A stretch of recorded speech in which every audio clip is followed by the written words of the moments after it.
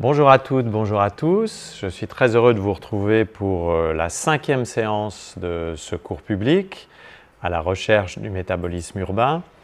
Aujourd'hui, nous allons tenter de commencer à rendre le métabolisme explicite. Alors, cette année, comme vous le savez, si vous avez suivi le cours, je ne cesse de le répéter, contrairement aux 2 années précédentes où j'étais à peu près sur des terrains de recherche que je maîtrisais. Cette année, ce cours est beaucoup plus expérimental. Il me sert à essayer de commencer à réfléchir à une question, à un problème, le problème du métabolisme, un thème qui nous importe à l'École urbaine de Lyon, puisque nous avons d'ailleurs constitué un studio de recherche spécifique sur ces questions du métabolisme, qui d'ailleurs aujourd'hui et demain organise un séminaire de recherche sur des questions tout à fait passionnantes que j'évoquerai peut-être ensuite. Avant de commencer, je voudrais dire que pour ceux qui suivent le cours depuis le début, vous avez sans doute constaté que nous ne sommes pas au même endroit que d'habitude.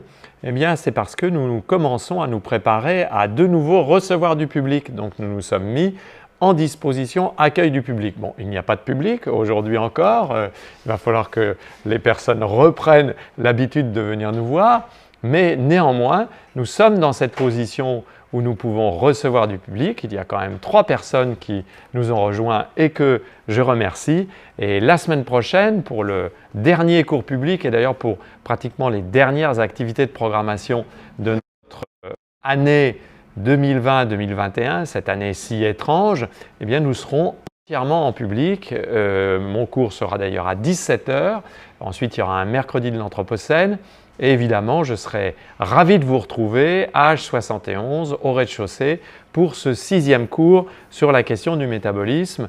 Nous tenions véritablement à l'école urbaine à terminer cette année de nouveau en nous mettant dans la disposition d'esprit, la disposition matérielle et logistique qui nous permettent de vous recevoir. Mais évidemment, nous sommes très heureux toujours d'être à votre contact via les moyens modernes de télécommunication, comme on disait jadis à l'ORTF. Alors aujourd'hui, nous allons continuer de réfléchir à cette question du métabolisme avec cette formulation un peu énigmatique, rendre le métabolisme explicite.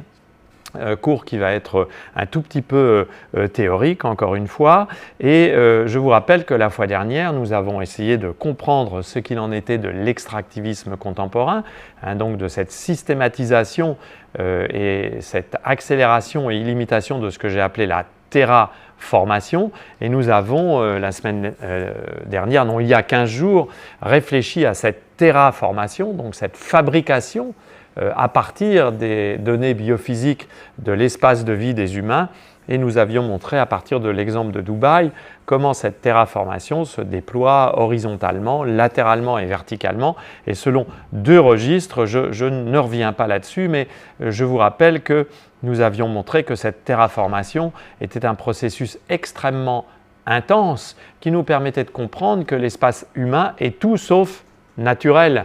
Il n'y a pas en fait d'espace naturel. Il n'y en a plus en tout cas aujourd'hui.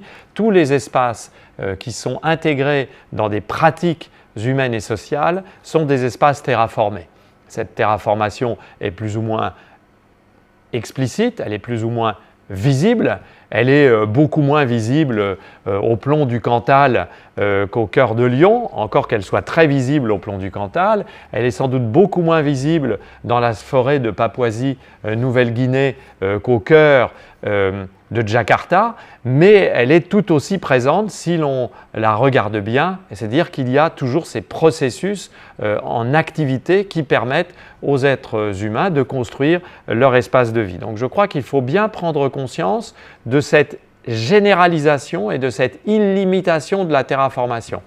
Au néolithique, par hypothèse, la terraformation ne concernait pas l'intégralité de la planète. Il y avait de vastes espaces qui étaient des espaces qui n'avaient pas encore de relation avec une activité humaine. D'ailleurs, pas si nombreux que ça. Rappelez-vous ce que nous avons montré en réfléchissant aux fameux anthromes dont j'ai parlé à l'antépénultième séance. Mais il y avait quand même des espaces où, comme disait Alphonse Allais, la main de l'homme n'avait jamais mis le pied. Mais aujourd'hui, ces espaces-là n'existent plus. Tous les espaces sont concernés et c'est aussi d'ailleurs un résultat du changement global. Au cœur de l'Arctique, même lorsqu'il n'y a pas de présence humaine, eh bien, la terraformation peut être observée dans ses effets, par exemple sur l'accélération de la fonte des glaces. Donc il y a quelque chose de très très très important à comprendre, c'est le fait que plus rien n'échappe aujourd'hui au processus de terraformation, au processus de fabrication par l'être humain de son habitat, de son écoumène qui est au centre des réflexions que nous menons d'ailleurs depuis la première séance du premier cours public que je vous propose.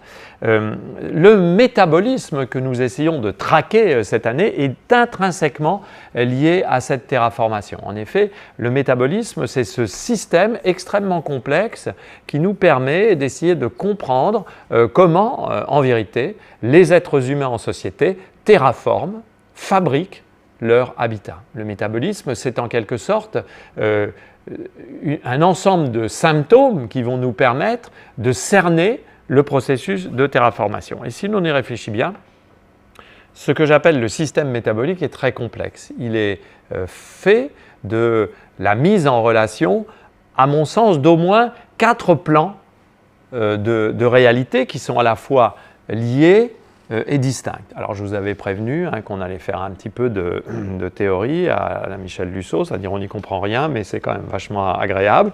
Moi-même je ne suis pas sûr de toujours comprendre, mais néanmoins comme un cours est toujours un peu expérimental, je me lance. Essayons de comprendre ces différents niveaux, ces différents plans de réalité. Vous allez voir, c'est important de le signaler parce qu'à la toute fin, ça nous permettra de proposer une approche du métabolisme qui sera peut-être un peu différente des approches standards qui peuvent exister aujourd'hui. Tout d'abord, il faut considérer ce que j'appelle la série extraction-flux-dépôt qui alimente cette terraformation et permettent la stabilisation et la dynamique de l'habitat. Extraction de matière et transformation de ces matières en ressources, nous le verrons, nous en avons déjà parlé. Flux, c'est-à-dire déplacement de ces matières extraites. Dépôt, c'est-à-dire là où ces matières extraites qui sont mises en mouvement, plus ou moins transformées, sont déposées, stockées, soit en tant que telles, soit parce qu'elles sont transformées. Nous y reviendrons. Et cet ensemble des extractions des flux et des dépôts est au cœur de l'analyse du métabolisme. Il faut même dire que c'est à partir de cela que les premières conceptions du métabolisme des espaces habités, notamment du métabolisme urbain, ont été mises en place dans les années 60 par des penseurs qui se sont attachés à comprendre les systèmes de circulation de matière, essentiellement. Au départ, c'était véritablement dans cette perspective de circulation de matière et de changement d'état de ces matières lorsqu'elles circulent. J'y reviendrai, cette question du changement d'état est extrêmement important. Changement d'état des matières lorsqu'elles circulent, ça veut dire si vous prenez du sable pour la construction, que vous le faites circuler, le changement d'état, c'est quand le sable est mêlé à du ciment et devient du béton. Vous avez un changement d'état de la matière, mais ce changement d'état ne supprime pas le flux initial, ne supprime pas l'extraction initiale et ne supprime pas le fait que l'on peut considérer que du sable transformé en béton et déposé quelque part. Il est stocké sous forme de dépôt quelque part. Et d'ailleurs, vous remarquez que nous pouvons dire la même chose de l'eau qui est utilisée pour fabriquer ce béton. Donc c'est très important de bien comprendre qu'il ne faut pas simplement s'attacher aux circulations, mais véritablement à cet ensemble que j'appelle extraction flux dépôt, qui renvoie d'un côté à ce que l'anthropologue Tim Ingold appelait très joliment les capacités et les traces extractives, ce qui permet à l'être humain d'arracher, d'extraire des matériaux. De l'autre côté, ce que Ingold a appelé justement à travers le dépôt les traces additives. Il travaille sur ce qu'il appelle traces soustractives et traces additives. Et puis, évidemment, sur ce qui permet à une matière plus ou moins transformée de circuler. Cette question d'ailleurs de la transformation est une question tout à fait centrale, on va y revenir. Cette analyse de ce système extraction flux dépôt constitue l'analyse de ce que j'appelle la dimension matérielle, concrète et logistique du métabolisme. Matériel parce que nous avons affaire à des matériaux, donc qui sont des matières et des matériaux qui sont extraits et qui sont, nous l'avons vu, soit des matières et matériaux vivants, soit des matières et matériaux non vivants, avec évidemment des matières et des matériaux qui sont les deux à la fois. Quand vous extrayez de l'eau, quand vous pompez de l'eau, eh bien vous pompez à l'intérieur de cette eau aussi des micro-organismes. Donc vous êtes dans un fluide qui a un caractère à la fois physique, chimique et biologique. Donc il est parfois très difficile de faire la séparation entre le vivant et le non-vivant, parce que très souvent, le vivant et le non-vivant sont complètement associés dans une matière qui est transformée ensuite en ressources. Donc il y a toujours là un besoin analytique, un besoin de décomposition analytique qui est très fort. Donc la dimension matérielle est concrète. Concrète, ça veut dire qu'il s'agit véritablement de choses qu'on peut toucher, qui se déplacent, qu'on peut tonner, qu'on peut mesurer, qui ont une dimension concrète, qui opposent en quelque sorte leur concrétude aussi à l'action humaine. Voilà. Vous savez ce que je veux dire, par exemple, si vous avez déjà brouetté une tonne de sable, voilà, il y a du concret qui en impose à l'action humaine, c'est-à-dire il faut se colter la question concrète, ce n'est pas simplement une matérialité que nous concevons abstraitement, mais c'est véritablement quelque chose qui est là, et cette dimension concrète de l'habitat humain, elle est extrêmement importante. D'ailleurs, j'aime bien me rappeler que en anglais, béton se dit concrete, en jouant sur les mots. Cette dimension concrète de notre coumen, elle n'est pas à oublier, j'y reviendrai, parce qu'on a tendance aujourd'hui à avoir des systèmes idéologiques qui voudraient nous faire oublier en quelque sorte cette dimension concrète de notre habitat. Et puis, c'est la dimension logistique du métabolisme, parce que comme je l'ai dit tout à l'heure, appréhender le métabolisme, c'est d'abord, ça a été cela en première intention, comprendre aussi les mouvements de ces matières, ces mouvements qui permettent finalement de faire en sorte que cette ligne extraction flux dépôt puisse être analysée dans son intégrité et il faut absolument le faire.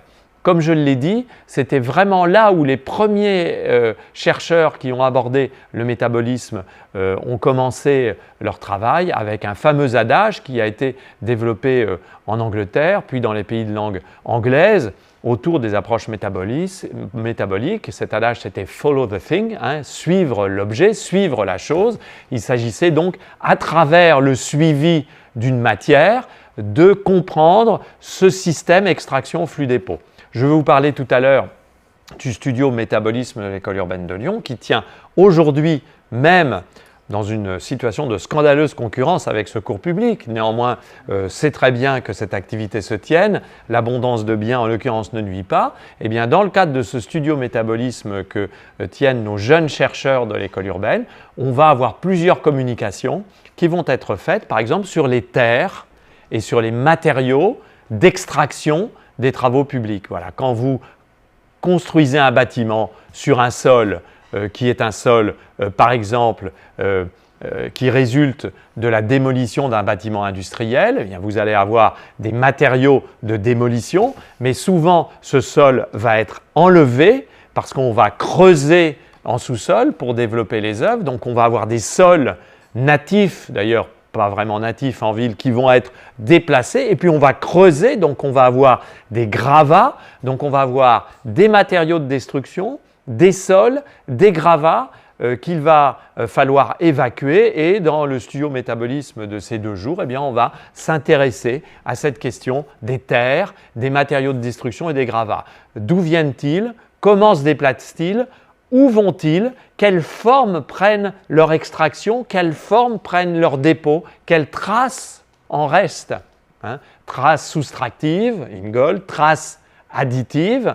Qu'est-ce qui reste de cela? Et comment est-ce qu'on documente cette question? C'est encore une question de recherche tout à fait fondamentale parce qu'évidemment, dès qu'on aborde des questions qui apparemment sont simples, comme celle de la terre des chantiers de construction urbains, que fait-on de la terre qu'on enlève d'une parcelle? Eh bien, en réalité, on s'aperçoit que ça n'est absolument pas simple et qu'on a déjà parfois de grandes difficultés tout simplement à suivre cette terre. D'où l'importance de l'adage « follow the thing », suivre les choses, hein, parce que déjà, on n'est pas forcément en capacité, en tant que chercheur, à le faire. Et d'ailleurs, dans un chantier de construction aujourd'hui dans beaucoup de pays, personne n'a véritablement la connaissance pleine et entière de ce type de circulation. C'est même pas forcément le maître d'œuvre ou le maître d'ouvrage, hein, personne. Ça, c'est une première dimension seulement du métabolisme. On n'a pas fini de travailler le métabolisme quand on a abordé ça. On n'aborde qu'un plan de réalité, hein, le plan de réalité matériel, concret et logistique. Je passe sur la logistique. Ceux qui me connaissent savent que j'ai une véritable passion pour la logistique. Pour moi, la logistique est une activité qui fabrique le monde contemporain. C'est peut-être l'activité la plus importante du monde contemporain. La logistique des matières métabolisées dans le système métabolique, c'est quelque chose de tout à fait fascinant. La logistique, c'est-à-dire l'organisation des circulations.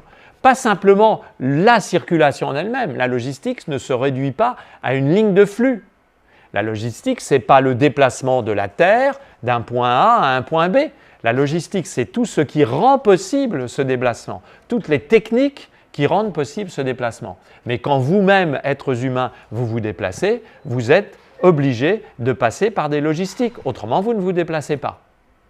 Donc cette question de la logistique, c'est-à-dire l'organisation de ce qui rend possible un déplacement, fût-ce un déplacement simple.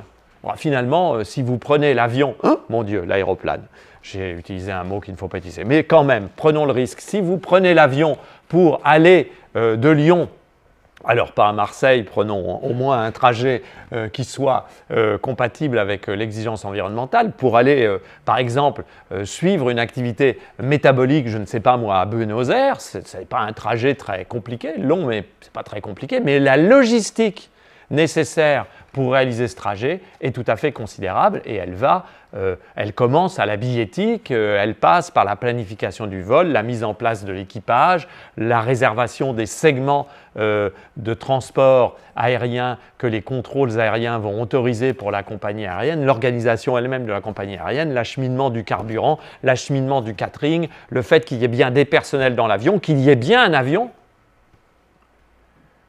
Donc, vous voyez, dès que vous commencez à travailler la logistique, je vous le garantis, hein, je le fais systématiquement parce que c'est vraiment quelque chose qui me passionne, dès que vous commencez à travailler les choses sous l'angle de leur logistique, dans un système urbain comme le nôtre, c'est absolument prodigieux. Et d'ailleurs, j'avais proposé même de considérer que l'être humain était ce que j'appelais un égo-logisticien, c'est-à-dire quelqu'un qui développait une activité extrêmement importante pour planifier sa propre logistique. C'est-à-dire être en mesure de se déplacer soi et ses proches. Toute personne vivant en périphérie urbaine et ayant à gérer par exemple 2 enfants adolescents savent de quoi je parle lorsque je parle de la complexité des égologistiques et des logistiques familiales. Hein, c'est quelque chose d'extrêmement complexe. Eh bien, c'est vrai pour absolument tout être humain. Mais on pourrait s'amuser aussi. On pourrait dire, tiens, on pourrait analyser la pandémie de SARS-CoV-2 sous l'angle de la logistique, c'est-à-dire penser la logistique virale. Qu'est-ce qui rend possible pour le virus et surtout pour ses variants, qu'est-ce qui rend possible pour le virus et ses variants de se déplacer? Alors le virus n'a pas d'intentionnalité logistique, enfin on ne lui a jamais demandé, mais en tout cas il y a quand même une sorte de logistique virale qui est tout à fait intéressante, c'est-à-dire le virus il a besoin de dispositifs qui permettent sa mobilité. Et c'est encore très étrange et très énigmatique. Comment expliquer par exemple la virulence et surtout la vitesse de diffusion du variant Delta? Y compris en Australie, donc pays qui était soi-disant un pays zéro Covid. C'est une petite incise qui me permet de rappeler aussi que j'ai tenu quelques chroniques de géovirales depuis 12-13 mois et que cette pandémie conserve une bonne part de son mystère. Donc vous voyez, cette question des logistiques pour comprendre les métabolismes, elle est vraiment fondamentale et elle nous permet d'approcher des choses qui sont tout sauf techniques. La logistique n'est pas une question technique. La logistique a une dimension technique, on va en parler, mais la logistique, c'est bien plus que de la technique, c'est quelque chose qui permet la mobilité Donc c'est quelque chose qui permet aussi tout simplement à l'écoumène humain aujourd'hui de fonctionner. Deuxième dimension du métabolisme, ce que j'appelle les processus, technologies et ingénierie métabolique qui assurent le métabolisme et surtout le changement d'état des réalités métabolisées. C'est-à-dire en fait, tout ce système extraction flux-dépôt, il a besoin d'ingénierie, de technologie et de processus pour exister. Puisque ce système est fondé sur le fait qu'une matière va être transformée en ressource pour être ensuite utilisée par les êtres humains dans le cadre de la production de l'habitat humain.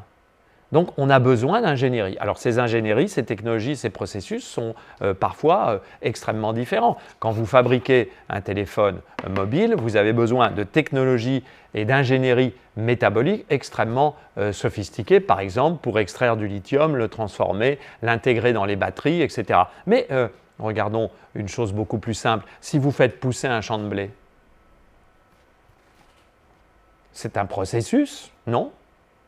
C'est une technologie, une ingénierie, mais c'est aussi un processus qui fait appel à quoi? Qui fait appel à un processus biologique, qui est celui de la pousse d'une espèce végétale. L'être humain aujourd'hui intervient beaucoup dans cette pousse, mais pendant très longtemps, l'agriculture est finalement assez peu intervenue dans ce processus, dans ce travail métabolique, qui est le travail de l'organisme vivant. Non ? Aujourd'hui, ce travail est accompagné par des ingénieries agronomiques de plus en plus sophistiquées. Mais enfin, si vous plantez une graminée et que vous ne faites rien, par hypothèse, elle va pousser. Et vous la récolterez. Non? Donc, vous voyez bien que cette question des processus, technologies et ingénierie métabolique qui assurent le métabolisme, et regardez ce qui est écrit, et les changements d'état des réalités métabolisées, les changements d'état, c'est ce qui fait qu'on passe de la graine à la graminée, de la graminée à la céréale, de la céréale à la farine, de la farine au pain, du pain intégré ensuite dans l'estomac et les voies digestives, qui va être transformé, il faut toujours parler un petit peu de caca dans un cours sur l'Anthropocène, qui va être transformé via le processus digestif en excréments, les excréments eux-mêmes qui vont être éventuellement intégrés dans un processus, soit un processus de décomposition organique spontané, soit un processus différent, et hop, qui vont revenir dans un autre état métabolique. Et tout ça fait appel à des processus, des technologies et des ingénieries. Alors vous prenez tout ce que je viens de dire, ça n'y échappe pas. Vous pouvez le faire de façon presque uniquement processuelle, c'est-à-dire avec très peu d'intrants technologiques et très peu d'ingénierie, ou des ingénieries très simples, mais vous pouvez le faire le même parcours avec à tous les niveaux des ingénieries extrêmement sophistiquées. Ingénierie agronomique, ingénierie du sol, ingénierie de la semence, ingénierie de la récolte, la faucille, la faux, l'énorme machine qui va vous moissonner des dizaines d'hectares en quelques heures, ingénierie ensuite du stockage de la céréale, éventuellement de son traitement, ingénierie de la panification, ingénierie de la cuisson, ingénierie de la distribution du produit panifié, type de cuisine. Alors la digestion, ça, il n'y a pas trop de techno, encore que ça dépend, sans gluten, beaucoup de gluten, microbiote enrichi ou microbiote pas enrichi, parce qu'aujourd'hui nous sommes, nous, occidentaux, vraiment très soucieux de notre microbiote. Est-ce qu'on l'enrichit ou pas avec des ferments, des choses comme ça, récupération ou pas des excréments, traitement ou pas des excréments? Il y a des gens qui veulent faire des carburants avec les excréments. Ce n'est pas tout à fait la même chose que de les laisser au pied de ces rosiers. D'accord? Donc, vous voyez, très sérieusement, même si je blague un peu, à tous les niveaux, vous pouvez avoir des processus très simples qui font appel à des processus du vivant ou à des processus du monde physique, tout simplement. Voilà, qu'est-ce qu'on faisait jadis quand on coupait des bois dans des forêts sur des versants en pente? Qu'est-ce qu'on faisait pour acheminer par exemple, les grumes, les bois coupés vers le bas et les déplacer, qu'est-ce qu'on faisait? On utilisait la gravité, très souvent. C'est-à-dire on les faisait glisser. Et puis après, quand c'était dans l'eau, on utilisait la gravité pour les faire transiter sur l'eau. OK? Donc, processus simple, on utilise la gravité, comme on peut utiliser des processus chimiques simples. On ne les force pas, on les utilise. C'est la grande capacité de l'espèce. Mais vous pouvez aussi aujourd'hui, pour avoir le même bûcheronnage, faire appel à des technologies complètement incroyables, d'ailleurs qu'on sous-estime. Si vous n'avez jamais vu un grand chantier de bûcheronnage contemporain, je vous conseille de regarder ça au moins une fois dans votre vie. C'est une des choses les plus effrayantes qu'il m'ait été donné de voir. La puissance des technologies et des ingénieries aujourd'hui dans les coupes claires qui sont faites dans les grands massifs forestiers. C'est quelque chose de terrifiant que Richard Powers d'ailleurs a très bien exprimé dans son grand roman L'Arbre Monde. Il y a quelque chose comme de l'ordre d'une mutilation, tellement la puissance technologique est là, qui permet de raser en quelques minutes des arbres multicentenaires, y compris avec des troncs d'un diamètre tout à fait considérable. C'est quelque chose de terrifiant. Donc, vous voyez bien, le curseur de ce plan 2, où établit-on le curseur de ces processus, technologie et ingénierie métabolique? C'est tout à fait fondamental et, chers amis, c'est peut-être une des plus grandes questions politiques anthropocènes qui soit. En fait, un des arbitrages que nous avons à faire pour construire le monde anthropocène, c'est l'arbitrage sur le type de processus de technologie et d'ingénierie métabolique que nous allons utiliser pour organiser notre écoumène. C'est donc vraiment fondamental. Il y a beaucoup de travaux sur les ingénieries métaboliques. Il y a beaucoup d'ingénieurs qui modélisent ces ingénieries métaboliques. Mais c'est une question qu'il faut aborder là aussi de manière non technologique exclusivement. Il faut faire de l'analyse techno, il faut faire de l'ingénierie, moi je ne suis pas contre, bien au contraire, mais il faut faire une analyse beaucoup plus épaisse qui restitue à cette question, comme je viens tenter de le faire rapidement, qui restitue à cette question son caractère fondamentalement politique, c'est-à-dire son caractère fondamental au sens où si nous voulons établir d'autres modes d'habitation de la Terre pour faire face aux effets du changement global, vous avez peut-être vu que le GIEC vient de publier aujourd'hui un rapport de synthèse très alarmant sur l'évolution systémique en cascade du réchauffement climatique. Ce n'est qu'un de plus, mais il va quand même falloir que nous en tenions compte un jour ou l'autre. Si nous voulons aborder les échéances qui sont devant nous, à très bref, à très court terme, eh bien, il va falloir établir une réflexion politique sur ces questions-là. Les questions technologiques sont des questions fondamentalement politiques. Voilà. Donc, il faut en discuter collectivement. Troisième plan de réalité. Et vous voyez que sur chaque plan, je pourrais rester des heures, mais encore une fois, je vous rappelle que ce cours est pour moi plutôt un cours où j'essaye de poser des balises, puisque c'est quelque chose que je connais assez mal. Donc j'essaye de me préparer à réfléchir un peu mieux à ça l'année prochaine pour vous faire une proposition de cours l'année prochaine que je vous ferai à la dernière séance et qui va peut-être vous surprendre, mais qui sera un thème assez original, je pense, que j'aborderai l'année prochaine à partir de cette mise en jambe. Troisième plan de réalité, ce que j'appelle le socio-éco-métabolisme, c'est-à-dire la dimension sociale et économique des points 1 et des points 2. Qu'est-ce que j'appelle par social, entre guillemets, et économique? Il faut entendre social là au sens très générique du terme social, c'est-à-dire la mise en relation des acteurs humains et non humains qui sont emportés par le 1 et par le 2. Comment s'établissent les relations entre ce que les anglophones appellent, et j'aime bien ce mot, les agencies, qu'on traduit par agence, que moi je traduis par opérateur ou opératrice, c'est-à-dire des entités qui vont être en relation avec d'autres dans une chaîne de processus. Alors reprenons mon exemple du blé. Dans la chaîne du blé que j'ai très rapidement décidé, eh bien, vous pourriez repérer des agences, des opérateurs ou des entités opératrices. Il y a l'être humain, il y a de nombreuses agences humaines, ce que les anglophones appellent human agencies, donc j'aime bien cette expression, mais vous avez aussi beaucoup de non-human agencies, vous avez beaucoup d'agences non humaines, au premier chef le blé. qui est une agence non humaine. Voilà, c'est comme ça que j'entends le social. Alors c'est peut-être un peu curieux, mais il faut bien le prendre au sérieux. Dans une chaîne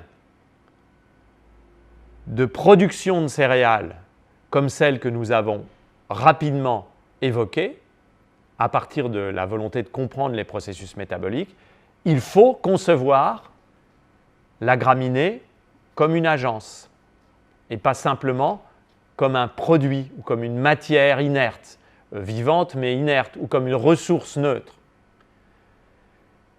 Si vous considérez le blé comme extérieur à ce social que j'essaye de dessiner, alors vous êtes cartésien. Vous considérez que l'homme est comme maître possesseur de la nature et que la nature est extérieure à lui et qu'il peut en faire ce qu'il en veut. Si vous considérez que le blé est une agence socialisée dans ce processus, qui entre en relation sociale avec d'autres acteurs humains et non humains, alors là, vous changez le point de vue. Bon, ok, le blé, d'accord. Mais alors, attendez, je vais prendre un autre exemple, vous allez comprendre immédiatement là.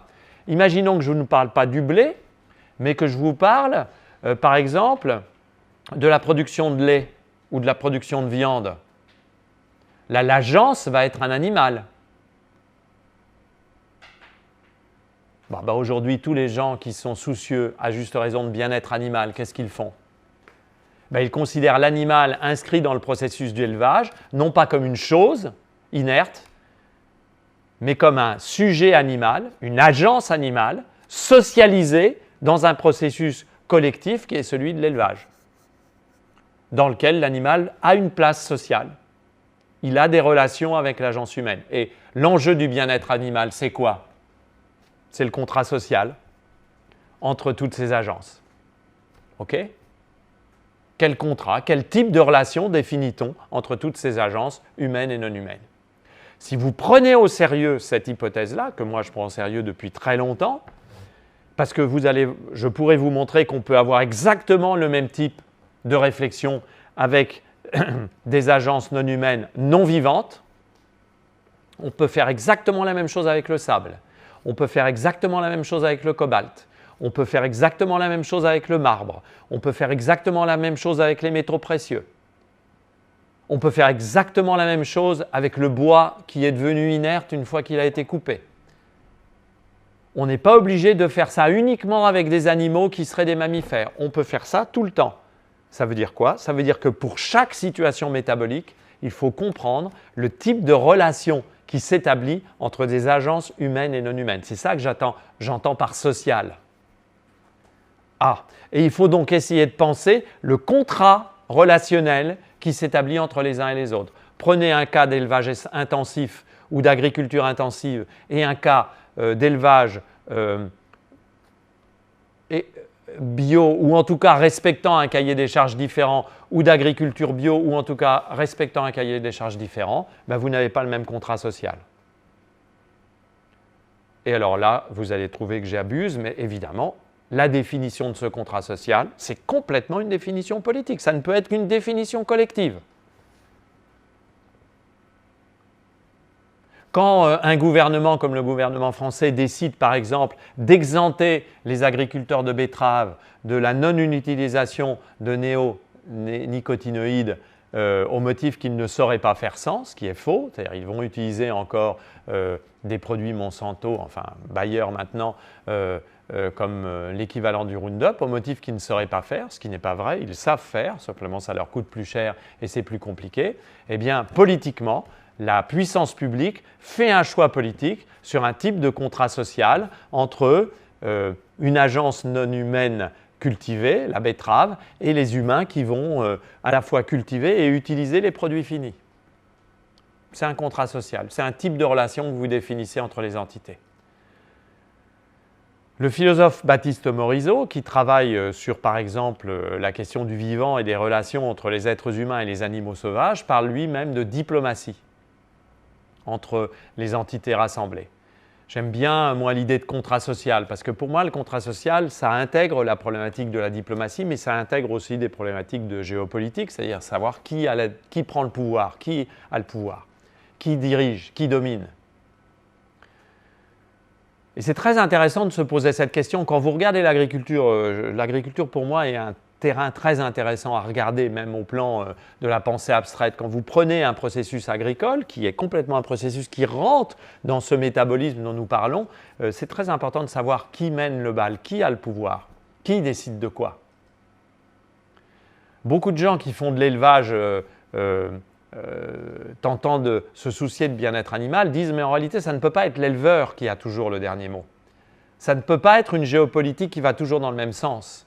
Il doit y avoir des échanges informationnels, il doit y avoir une coopération. » Une grande anthropologue française qui s'appelle Jocelyne Porcher travaille depuis très longtemps autour de l'élevage sur cette idée du travail commun entre l'animal et l'éleveur, de la coopération entre l'animal et l'éleveur. Ce n'est pas l'éleveur seulement, ce n'est pas l'agriculteur seulement qui produit son blé. C'est une coopération entre une agence humaine et une agence non humaine. Une coopération qui n'est évidemment pas symétrique parce que le blé n'a pas les mêmes capacités expressives et les mêmes technologies que l'être humain, mais c'est néanmoins un système coopératif. Et en tout cas, le penser comme un système coopératif, c'est changer complètement la vision du social métabolique dont nous parlons. Donc vous voyez bien ce que j'entends par social. Mais vous avez aussi une autre dimension, un autre sens à ce social-là. C'est en fonction de ce que je viens de dire, c'est-à-dire comment s'étalonne le système relationnel au sein du métabolisme, quels sont les effets de société, quels sont les effets sociaux, les effets d'accumulation de richesses, les effets d'exploitation, les effets de domination.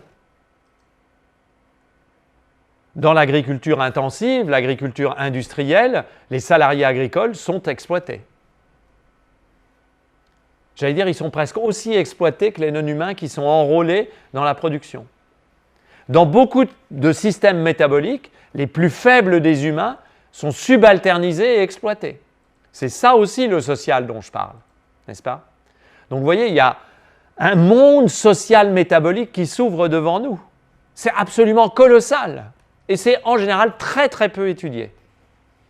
À la fois de la première manière dont je vous parle et de la deuxième manière. Alors surtout, ce qui est très peu étudié, c'est le lien entre 1, 2 et 3 et 4. Il y a des gens qui étudient le social entre agences humaines et non humaines, mais ils ne le relient pas au métabolisme. Donc, ils ne relient pas au 1 et au 2. Parce que moi, ce qui m'intéresse, c'est d'utiliser ce social-là en tant qu'il est lié au système extraction-flux-dépôt et en tant qu'il est lié au processus technologie et ingénierie du métabolisme. Vous voyez ce que je veux dire? C'est de faire vraiment vivre l'idée d'un système métabolique. Et puis, il y a une dimension économique du métabolisme sur laquelle je reviendrai peut-être parce qu'elle est évidente, mais j'en parlerai un peu plus rapidement tout à l'heure. Cette dimension économique du métabolisme, c'est tout ce qui rend possible économiquement l'activité métabolique. Et là aussi, c'est une étude tout à fait fondamentale à faire puisque la terraformation est peut-être le système qui nécessite le plus de capital, depuis toujours. Terraformer, construire un habitat, c'est d'abord disposer de moyens pour le faire. Voilà. L'être humain est capitaliste depuis le début. Il a besoin de ressources pour fabriquer son habitat et parmi ces ressources, il y a des ressources qui sont des ressources en capital et de ressources monétaires, quelle que soit la forme prise par ce capital et cette monnaie. Il n'y a pas de contre-exemple, en tout cas depuis le néolithique, il n'y a pas de contre-exemple. C'est d'ailleurs ce qui faisait dire à James C. Scott, dans son analyse sur la constitution des États en lien avec le développement de la céréaliculture, que la question de la gestion de l'excédent de céréales avait été au fondement de la constitution des pouvoirs d'État. Et il a raison parce que la question n'était pas seulement le pouvoir, la question était la maîtrise de cet excédent en tant que cet excédent permettait de développer une capacité monétaire, une capacité de contrôle des ressources monétaires et donc de contrôler aussi le processus de solvabilisation économique de l'organisation de l'habitat collectif. Donc la dimension économique, elle est tout à fait centrale. Et puis, il y a un quatrième plan, ce que j'appellerais la métabolisation, qui est aussi très souvent oublié, ce que j'appelle la dimension culturelle, idéologique, normative et politique de 1, 2 et 3. Tout ce dont nous venons de parler, les extractions, les flux, les dépôts, les processus, les technologies, les ingénieries, le social et l'économie, tout cela s'accompagne de production de culture, d'idéologie, de normes, et de dispositifs politiques. le métabolisme, comme nous venons de le voir, est fondamentalement lié à la question des arbitrages politiques et des choix de société, est fondamentalement lié à la question de l'idéologie. On peut dire que le métabolisme contemporain, c'est le métabolisme qui correspond au système extractiviste actuel, qui s'appuie sur la victoire sans partage depuis 1989, depuis la chute du mur, du système capitaliste, financiarisé, consumériste que nous connaissons. Ce système capitaliste, financiarisé et consumériste que nous connaissons, ce n'est pas un système naturel, contrairement à ce que les économistes libéraux, néolibéraux ont voulu nous faire croire. C'est un système qui est un artifice et c'est un système qui s'appuie sur des idéologies, des normes, des cultures et des politiques. Autrement, il ne tiendrait pas. Aucun système humain ne tient sans culture, sans idéologie, sans normes et sans politique. Ça n'existe pas. Tous les systèmes produisent ça. Donc il faut comprendre la dimension idéologique, culturelle, normative et politique du métabolisme. Autrement, on ne fait pas l'intégralité du travail. Donc vous voyez bien l'ampleur de ce que nous aurions à faire si nous voulions vraiment aborder le métabolisme. Justement, revenons sur ce point 4. Essayons de comprendre un peu la spécificité et peut-être le génie du système consumériste. Ce que j'appelle le système consumériste, c'est le système contemporain, qui procède par ce que j'appellerais aveuglement au pluriel. Par aveuglement, je veux signaler que lorsque nous sommes acheteurs d'un produit dans le système de consommation actuel, les conditions de possibilité de l'achat d'un produit sont aveuglées, sont rendues opaques par les acteurs organisateurs du système. En fait, pour aller plus vite encore, on pourrait dire que l'intérêt des promoteurs du système consumériste, c'est que le consommateur ne sache jamais ce qu'il en est des conditions de possibilité de son achat, qu'il soit toujours dans l'aveuglement, au bénéfice de la captation par le produit, par son attrait, par son intérêt, par son esthétique, par ce qu'il apporte de satisfaction personnelle. Donc quand on achète quelque chose, je ne sais pas moi, un jean, un téléphone, une automobile, une chemise en lin, 1 kilo de pain, la moindre chose qu'on achète, dans l'état ordinaire du système consumériste, la moindre chose qu'on achète, eh bien on l'achète dans des conditions où, de façon ordinaire, on ne sait pas ce qu'il en est des conditions de possibilité nécessaires pour que je puisse acheter ce bien. Dans le meilleur des cas, on sait ce qu'il m'en coûte à moi et ce qu'il va falloir que je fasse comme travail rémunéré pour pouvoir accéder à cet achat, mais l'ensemble du reste est quasiment aveuglé. Alors attention, chers amis, chers auditeurs, chères auditrices, c'est un aveuglement volontaire. Cet aveuglement est le résultat d'un choix. Cette opacité du métabolisme contemporain n'est pas un hasard, c'est une stratégie. Parce que je pense que si les consommateurs avaient une pleine conscience en permanence de ce qu'ils consommaient, beaucoup réfléchiraient avant de consommer. C'est d'ailleurs pour ça qu'expliciter les conditions de possibilité d'un geste de consommation, c'est un choix tout à fait radical. Ça n'est pas pour rien que les environnementalistes, les ONG, les acteurs politiques, les associations, ont investi ce terrain. Ok ? C'est simple, parce que dès que vous savez, par exemple, combien de processus sont nécessaires pour fabriquer un jean troué, en sachant que par hypothèse, vous pourriez le trouer vous-même simplement en le portant 10 ans, si vraiment vous êtes un opérateur rationnel, vous vous dites que ce n'est pas possible. Alors vous pouvez le savoir et quand même l'acheter, ça c'est la puissance du système consumériste qui est de le faire, et moi je n'ai pas de jugement moral par rapport à ça, d'ailleurs je n'ai jamais de jugement moral vis-à-vis de quoi que ce soit, parce que je préfère l'éthique à la morale, mais vous pouvez au moins commencer à travailler quelque chose. Tout ce processus qui permet de rendre possible l'achat d'un bien par un consommateur, mais que le consommateur soit un individu ou que ce consommateur soit une entreprise. Une entreprise qui achète un matériau, une ressource matérielle qui est extraite d'un matériau brut par le processus métabolique, cette entreprise ne sait pas plus, en général, ce qui a été nécessaire. Elle va savoir ce qui lui en coûte. et elle va aller au moindre coût. L'impact environnemental, par exemple, très longtemps, et encore aujourd'hui, elle n'en a aucune idée. Une entreprise qui fait de la charpente, elle ne sait pas forcément quel est l'impact environnemental de l'exploitation forestière qu'elle utilise pour obtenir, et des scieries pour obtenir sa charpente. Elle va parfois se dissimuler derrière un label. Cette forêt est gérée rationnellement, mais en réalité, derrière ce label, il y a beaucoup d'opacité. Donc, c'est vraiment quelque chose d'assez troublant hein, quand on y pense. Hein. C'est d'autant plus troublant que nous sommes dans une société où on passe notre temps à exiger la transparence. La transparence des politiques, la transparence de nos vies personnelles, la transparence de nos actes. Mais en réalité, nous vivons dans une société totalement aveuglée. Dans ce qui est fondamental pour que cette société tienne, c'est-à-dire l'organisation de l'habitat collectif, tout est opaque. Moi, personnellement, je ne sais pas ce que vous en direz, personnellement, ça me sidère. Je dis souvent en matière de plaisanterie que parfois je souhaiterais moins de transparence individuelle, mais plus de capacité analytique du système métabolique collectif.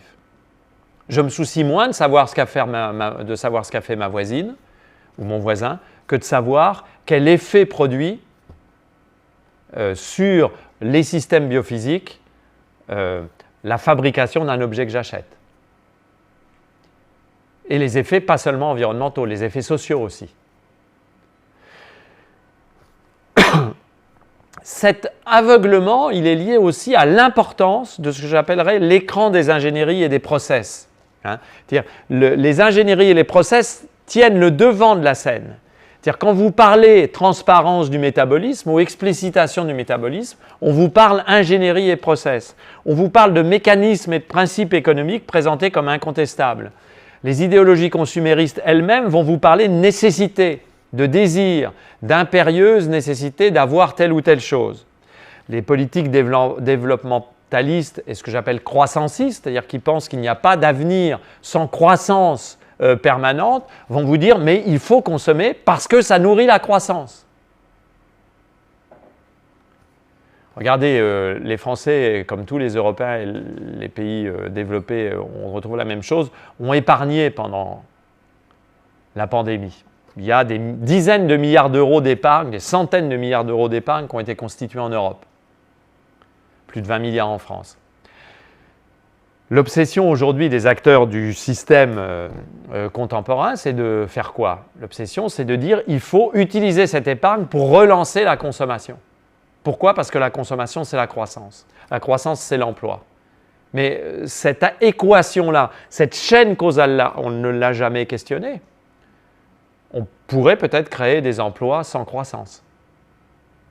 D'autres types d'emplois avec d'autres types de rémunération, d'autres manières de penser les rémunérations.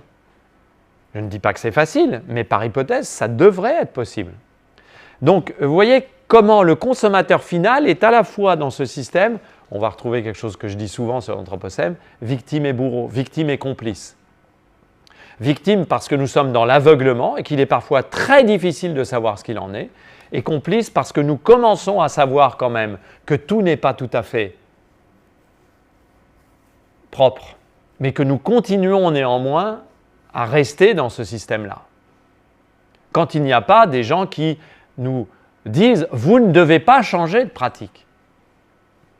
Vous ne devez pas renoncer au plaisir du moteur à explosion.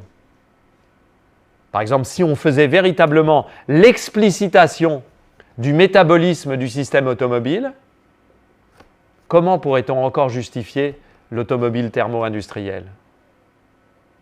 Ces impacts sont absolument colossaux et même l'emploi que l'automobile donne, en fait, n'est pas suffisant pour rattraper les impacts absolument dévastateurs du système automobile contemporain. Donc il y a vraiment là quelque chose qui est très troublant. Hein. L'Anthropocène, très souvent, nous place en situation de trouble. Hein. Il faut partir, comme disait Haraway, hein, rester dans ce trouble pour essayer de tracer des voies. Staying with the trouble, pour essayer de tracer des voies. Qu'est-ce qui est particulièrement masqué aujourd'hui dans notre système? Vous voyez, je ne fais pas finalement des choses très très difficile. Hein. Ce dont je parle, c'est de notre vie quotidienne, à nous tous, êtres humains et toutes, êtres humains sur la Terre. Hein. Je ne parle que de ça. La géographie ne parle que de ça. Elle parle toujours de ça. Qu'est-ce qui est masqué dans nos vies au quotidien? Eh bien, tout particulièrement, les quantités de matière nécessaires, vivantes et non vivantes, pour maintenir notre habitat. Il y a même une contre-idéologie. Vous savez, on nous dit, grâce aux outils numériques, nos sociétés sont de plus en plus dématérialisées. Nos sociétés sont de plus en plus fluides, numériques, de moins en moins contraintes. On peut tout regrouper là-dedans, on peut faire des choses commandées, on peut être économe. Mais c'est du flan. Comme le dit ce très bon rapport que j'avais utilisé l'an dernier dans sa version 2018, il vient de paraître en 2021, c'est le rapport de la Commission européenne sur les matériaux, Raw Materials Scoreboard. Hein. Donc, ils essaient de faire un tableau de bord de l'utilisation des matières et des matériaux par l'Europe. C'est fascinant. C'est un travail fondamental, très important. Vraiment, vraiment, vraiment. Remarquable. Une des bases pour toute personne qui veut comprendre le métabolisme. Eh bien, je remets ce schéma qui est dans l'édition 2021. Nous n'avons jamais autant utilisé de matières et de matériaux qu'aujourd'hui. Plus nos sociétés se numérisent, plus elles se matérialisent et se concrétisent. Hein, concrétisent au sens où elles deviennent de plus en plus concrètes. Et ça n'est pas simplement en raison de la croissance de la population, mesdames, messieurs, c'est en raison du fait qu'à chaque fois que la population croît, la croissance de la matérialité de la société croît encore plus vite. Il n'y a pas de relation de parallélisme entre croissance de la population et croissance de l'utilisation des matières. La croissance de l'utilisation des matières est beaucoup plus forte que la croissance de la population. Parce qu'à chaque unité de consommation nouvelle, chaque humain nouveau, eh bien, on constate, correspondent des utilisations de matières bien plus fortes encore. Parce qu'un individu de 2021 consomme beaucoup plus de matière qu'un individu de 1920. Donc, tous ceux qui vous disent que la société va vers de la dématérialisation, vers une utilisation toujours de plus en plus juste et de plus en plus parcimonieuse des matières, vous mentent. Ça n'est pas vrai. C'est faux dans tous les domaines. On utilise plus de biomasse, plus de fossiles, carburants fossiles, plus de minerais métalliques et plus de matières non métalliques. On utilise plus de tout. Bon, avec des aléas, vous voyez que 2008, la crise de 2008 a fait un tout petit peu baisser, par exemple, le non-metallic minerals, la courbe des non-metallic minerals, tout simplement parce qu'il y a eu une petite baisse de la construction à l'échelle mondiale et que dans le non-metallic minerals, vous avez les sables pour la construction. Mais pour le reste, vous avez toujours une pente et regardez les projections. Si l'on ne change rien, nous sommes sur une constante de croissance. Donc, arrêtons de dire que tout cela va vers un allègement, n'est-ce pas, de nos sociétés. Et d'ailleurs, le numérique est un incroyable secteur de surconsommation de matériaux. Terres rares, matériaux métalliques, minéraux précieux. Et arrêtons de dire que le recyclage va y pourvoir. Aujourd'hui, même sur les métaux précieux, le recyclage ne peut fournir, dans le meilleur des cas, sur de tout petits segments, qu'à peine 25% des besoins. Donc le temps où on pourrait être en boucle, vous voyez, en boucle d'autosuffisance, n'est pas encore là. Ce que l'on fait de mieux aujourd'hui dans certains pays, c'est d'éviter que les déchets ne traînent partout. Mais de là à recycler 100% des déchets et à faire en sorte que nos chaînes métaboliques soient bouclées les unes sur les autres, eh bien, je peux vous dire, je pense que ça ferait longtemps que j'aurais arrêté de faire des cours publics lorsque nous y parviendrons. Je pense même que j'aurais rejoint le cycle du carbone au moment où cette chose sera constatable, si jamais elle l'est. Donc là aussi, l'idéologie du recyclage comme source miraculeuse qui va nous permettre de traiter tout, c'est faux. C'est faux même là où le recyclage est le plus développé, c'est-à-dire en Europe. Je ne vous parle même pas de certains autres pays où ce recyclage est complètement absent. Peut-être la semaine prochaine aurons-nous le temps de parler, ou j'en parlerai l'année prochaine, de ces études absolument phénoménales qui montrent comment dans des pays comme les Philippines, par exemple, où il y a énormément de plastiques qui sont envoyés de déchets plastiques qui sont envoyés par les pays proches, et le plastique est très utilisé aussi aux Philippines pour l'emballage alimentaire, notamment comment les rivières philippines sont les rivières qui au monde renvoient le plus de déchets plastiques dans l'océan. Il n'y a aucun recyclage. Là, on n'est même pas dans le recyclage du plastique, on n'est même pas dans le stockage des matériaux. Très souvent, dans la plupart des pays, déjà, il n'y a pas de recyclage et il n'y a même pas de stockage. C'est ça la réalité de la situation. Donc, la quantité de matière est sans cesse plus importante, de matière vivante comme de matière non vivante. Hein. Toujours plus de bœuf, toujours plus de cochons, toujours plus de poissons, toujours plus de crevettes en aquaculture, toujours plus de bois, toujours plus de coton, qui consomme énormément d'eau, hein, qu'il soit biologique ou pas. Toujours plus de matière vivante ou non vivante. Alors si par exemple on consomme moins de protéines animales carnées, mais qu'on consomme des insectes, ce qui est tout à fait possible, les êtres humains consomment des insectes depuis très longtemps, ben on va produire plus de matière non vivante. Ce n'est pas un jugement moral, c'est un constat. Alors le moins qu'on puisse faire, c'est de le reconnaître et de travailler à partir de ça. La quantité de ressources nécessaires, alors la ressource, vous savez, c'est la matière transformée, hein, comme vous vous souvenez de mon deuxième cours. Toujours plus d'intrants et d'extrants connexes et incidents, c'est-à-dire toujours plus de choses qui rentrent dans les processus productifs comme des intrants, donc ce qui est nécessaire à produire en plus de la matière première. Voilà. Qu'est-ce qui est nécessaire pour produire du coton? Ben, vous avez un intrant, c'est l'eau. OK? Vous avez un intrant, c'est le pesticide. L'extrant, c'est le pesticide lessivé par les eaux de pluie qui va ensuite dans la flotte ou qui va se stocker dans des organismes vivants qui vont peut-être ensuite être ingérés par des non-humains et des humains. Donc on va retrouver dans les gésiers de certains volatiles, dans les foies de certains animaux ou dans les cellules des humains. OK? Parfois à l'intérieur des cellules. Hein? Donc, ces intrants et ces extrants, c'est tout à fait fondamental à comprendre aussi dans le métabolisme, et c'est souvent complètement obscurci, complètement négligé.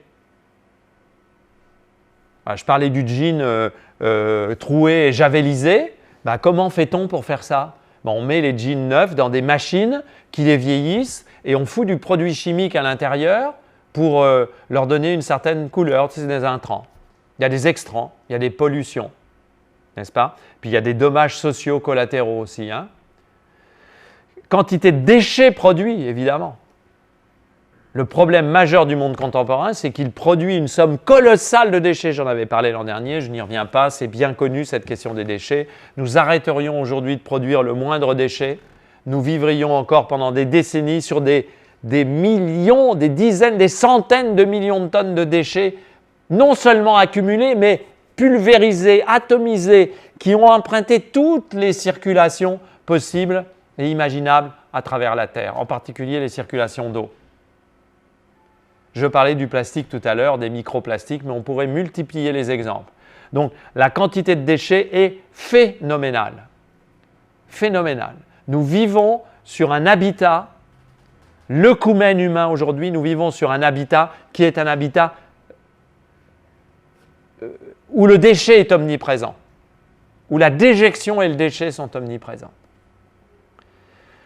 Rôle de la finance.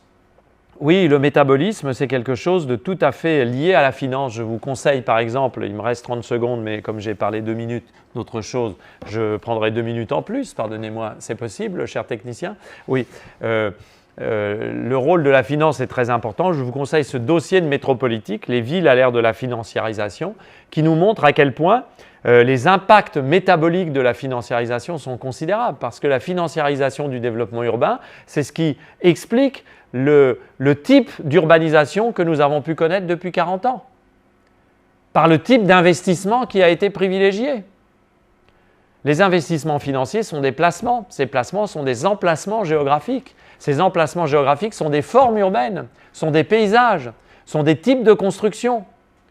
Donc la finance, ça n'est pas quelque chose d'abstrait simplement qui va donner du capital pour la construction. La finance, c'est un véhicule métabolique.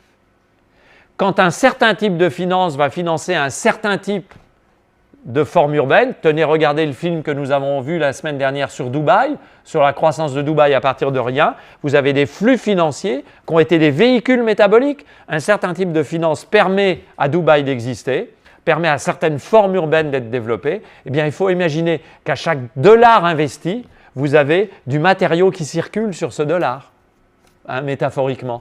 Ce dollar est un véhicule métabolique. Il permet l'extraction, le flux et le dépôt des matières et des matériaux.